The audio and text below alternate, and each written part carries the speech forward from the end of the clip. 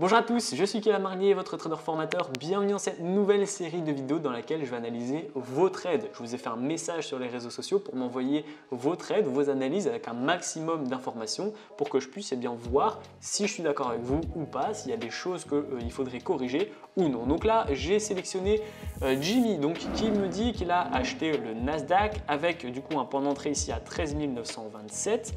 Avec un stop loss et un take profit. Il a mis un deuxième take profit au cas où. Et alors en indicateur, il a Léon Immobile exponentiel, simple, RSI, stochastique. Donc on va aller voir ensemble et il s'est positionné aux alentours de 9h20, il m'a dit, donc on va aller voir ça tout de suite. On est sur le Nasdaq en H1 comme lui, il était en unité de temps H1 et il s'est positionné donc à 9h, donc 9h à 13 927. Donc 13 927, 13 900, voilà, on va baisser un petit peu, 27 ici. Voilà, il s'est positionné juste ici, donc je vais mettre une petite flèche pour qu'on ait bien, même une petite ligne comme ça pour qu'on ait son point d'entrée, 13 927, voilà. Alors notez bien que ici, vous allez me dire, je l'ai noté sur la bougie de 11h, sachez que je suis à Dubaï, donc 11h, moins les 2 heures de décalage horaire, ça fait 9 heures. Donc il était ici. Il s'est positionné là. Ensuite, le take profit, du coup, 13 876. Donc 13 876, ici, 13 876, et un stop loss à 13 990. Donc 13 990. Voilà. On va essayer d'être précis. Alors, donc là, il y a déjà pas mal de choses à voir qui me sautent aux yeux. Je ne sais pas vous, du coup. Ensuite, on va mettre du coup son RSI. Il a mis un RSI là. Clac, on va mettre son RSI. Et il a mis les stochastiques. On va mettre les stochastiques également. Et en plus de ça, il a mis la EMA juste ici et la SMA juste ici. Voilà. Donc là, on est exactement dans les conditions de Jimmy. Alors, il y a quand même pas mal de choses qui sautent aux yeux. Le premier, vous l'avez peut-être déjà vu, vous qui regardez cette vidéo, on a un gros problème au niveau du point d'entrée. Pourquoi? Parce que là, on a un take profit qui est bien, à mon avis, il a été touché du coup, vu qu'on n'a pas touché son stop loss. Par contre, on a un ratio 1-1. À mon avis, il y a même moyen qu'il risque plus que ce qu'il gagne. Là, en termes de perte, on est à, voilà, si j'essaie d'être précis, 90, voilà. On est à 64 pips de perte et en cas de take profit, 67, on est à 50 pips de take profit. Donc voilà, il risque plus ce qu'il est prêt à gagner. Donc première très grosse erreur lorsque vous êtes un débutant, toujours risquer moins que ce que vous pouvez vous permettre de gagner. C'est très important. Si vous voulez gagner 10 euros, risquez 5. Si vous voulez gagner 20 euros, risquez 10. Si vous voulez gagner 200 pips, risquez 100. Au minimum, il faut gagner 2 fois plus ce qu'on est prêt à perdre. Mais là, avec un ratio 1-1, eh bien, il faut qu'il gagne minimum 6 fois sur 10 pour être rentable. Donc 60% de rentabilité, de trade gagnant pour au minimum être un petit peu rentable. Donc ça, c'est vrai que c'est pas super intéressant. Donc premier gros problème avec justement le point d'entrée et le ratio. Ensuite, on va voir un autre problème qui saute aux yeux, mais du coup plus pour, on va dire d'une manière générale en fait, c'est qu'il s'est positionné ici, d'accord, sur cette bougie-là. Je vais vous le faire en petite flèche, voilà, juste ici. En fait, absolument rien ne donnait une indication à la vente, d'accord? Pourquoi? Parce que certes, on casse par le bas la moyenne mobile exponentielle, donc la moyenne mobile courte, et on clôture cette moyenne mobile également, ok? Par contre, ce qui se passe, eh bien, c'est qu'on ne la clôture pas en dessous non plus de la simple. On rebondit même au final, d'accord? Donc il faut faire attention, vu qu'on rebondit, là on n'a pas du tout de signal baissier, c'est très important. Donc là, si je vais ici en M15 pour avoir plus de détails, voilà, aux alentours de 9h20, donc ça c'est 11h15 ici, voilà, il s'est positionné là-dessus, voilà.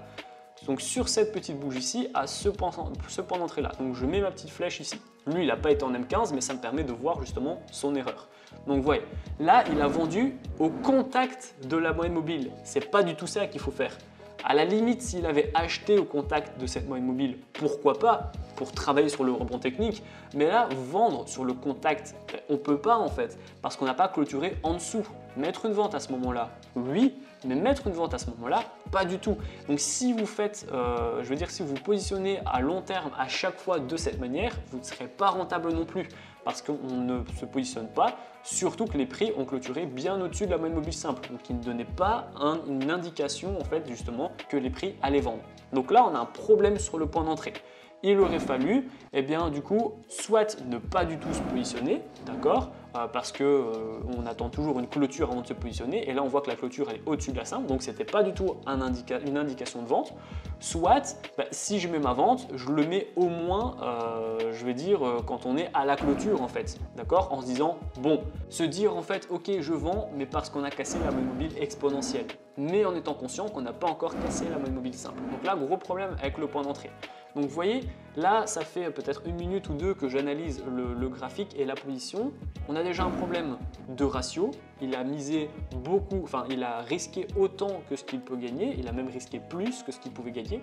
On a un problème au niveau de point d'entrée parce que là, il n'a même pas attendu qu'on a cassé par le bas. Il s'est juste positionné parce qu'on a tenté de percer, mais on n'a pas clôturé. Donc là, c'est pas bon non plus. Et ensuite, eh bien, on va avoir d'autres problèmes. En fait, ici, ce qui se passe, c'est que rien, encore une fois, donc là, je suis sur cette bougie-là, donc je descends. Le RSI, au moment où Jimmy s'est positionné, il était à 55. Donc, il était haussier, en fait. Quand le RSI est au-dessus de 50, eh bien, on dit juste qu'il faut acheter. Et là, eh bien, on est à 55. Donc, il dit qu'on est en tendance haussière. Ensuite, là, les stochastiques, ok, il y a un rebond. Donc là, les stochastiques auraient pu potentiellement dire à Jimmy de se positionner à la vente, sauf qu'il le disait ici en fait. Il le disait 1 heure avant, d'accord? Donc là, Jimmy ne s'est pas positionné en fonction des stochastiques et du RSI, c'est certain. Et du coup, ça revient à une autre erreur.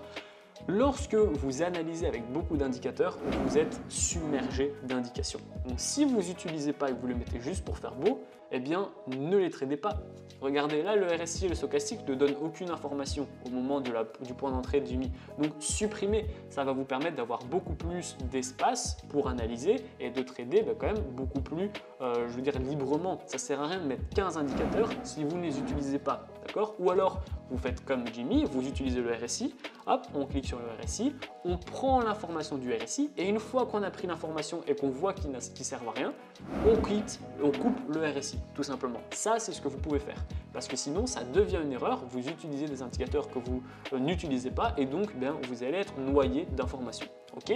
Alors, on voit quand même qu'ici, il a été en gain parce que là on a une grosse bougie qui a été donc baissière et qui a touché son take profit.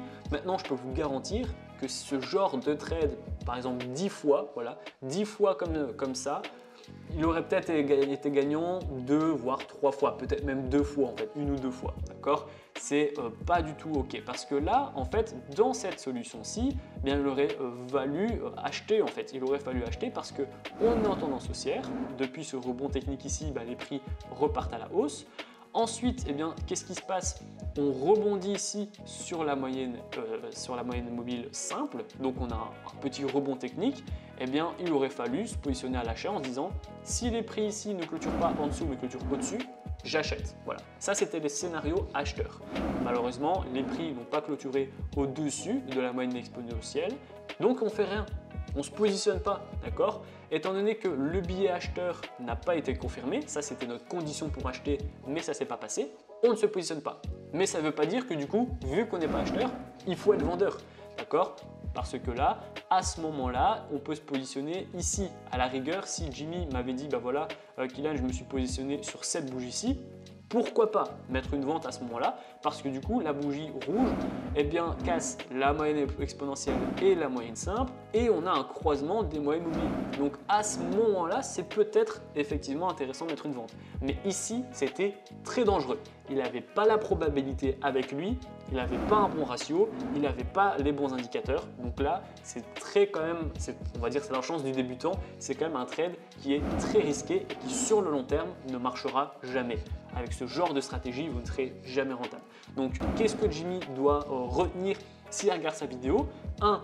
Attention au niveau des ratios, il a risqué plus que ce qu'il peut gagner. 2. Ne mettez pas des indicateurs que vous n'utilisez pas. 3, attendez les clôtures de chaque bougie. Et 4, c'est pas parce qu'on n'est pas acheteur qu'il faut être vendeur ou qu'on n'est pas vendeur qu'il faut être acheteur. Il y a des fois où on attend un scénario, mais si ça se passe pas, ça veut dire qu'on ne se positionne pas tout simplement. Donc voilà ce qu'il fallait retenir de la position sur le Nasdaq de Jimmy. Si vous avez aimé justement cette nouvelle série, eh bien n'hésitez pas à m'envoyer un message par mail ou sur Telegram en me donnant un maximum d'informations. Votre point d'entrée, l'actif, l'unité de temps que vous avez utilisée, les indicateurs que vous avez utilisés, votre take profit, votre stop loss, vos lots, enfin voilà, un maximum d'informations pour que je puisse voir justement qu'est-ce qui aurait été intéressant de faire ou qu'est-ce qui est évidemment à corriger. Donc voilà, la vidéo est terminée, j'espère que vous a plu, j'attends votre retour dans l'espace commentaire. Si vous avez encore des difficultés comme par exemple ici Jimmy à vous positionner et à être rentable, parce que Jimmy n'est pas encore rentable, eh bien pas de panique, vous allez retrouver dans la description ma formation offerte afin de faire vos premiers pas et vos premiers gains dans le monde du trading. On va voir ensemble comment créer une plateforme ergonomique pour les débutants, comment utiliser des indicateurs qui vont dire quand acheter, quand vendre, quand couper votre position. On va voir des stratégies de trading adaptées aux débutants, super faciles à mettre en place. Je vais vous expliquer comment j'ai fait mes premiers 1000 € par mois avec le trading pour que vous puissiez copier-coller mon plan et le modifier en fonction de votre profil d'investisseur. Et enfin, on va voir les take profit et les stop loss pour que vous puissiez être un trader qui dure dans le temps. La vidéo est terminée, j'espère qu'elle vous a plu. Si c'est le cas, n'hésitez pas à la liker, à la partager et surtout abonnez-vous. Moi, je vous dis à très bientôt pour les prochaines vidéos. Ciao, ciao.